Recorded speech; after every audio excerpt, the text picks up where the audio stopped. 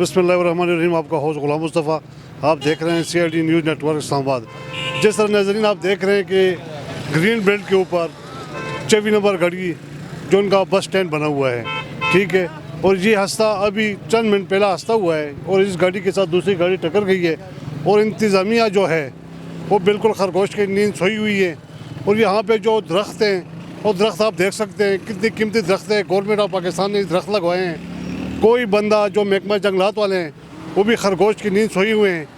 और जो हमारे अवाम है, अवाम के लिए हर जगह पे मुसीबत बनी हुई है। और ये रोड आपके सामने है और रोड के ऊपर कितना ट्रैफिक है और ये जो अड्डा है 24 नंबर, तो हमारा अपील है जो इंतज़ामिया है, जो खरगोश की नींद सोई हुई है, उनको जागना चाहिए और अपनी ड्यूटी करनी चाहिए।